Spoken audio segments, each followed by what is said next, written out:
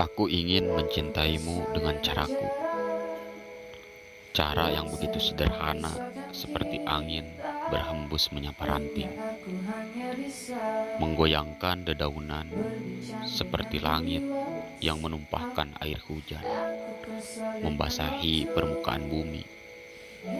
Aku ingin mencintaimu dengan sederhana, sesederhana matahari yang berpamitan kepada senja, lalu menyerahkan singgasananya kepada rembulan, seperti malam yang mendekap hangat para pemimpi, lalu keesokan harinya dibangunkan mentari pagi. Aku ingin mencintaimu dengan cara tak biasa. Caranya lelaki sederhana, tidak ada mawar merah, hadiah mewah, atau kencan indah seperti dalam lakon drama Korea. Aku bukan pujangga cinta yang pandai merangkai kata, yang mencoba untuk menerka rasa lewat bahasa yang begitu indah.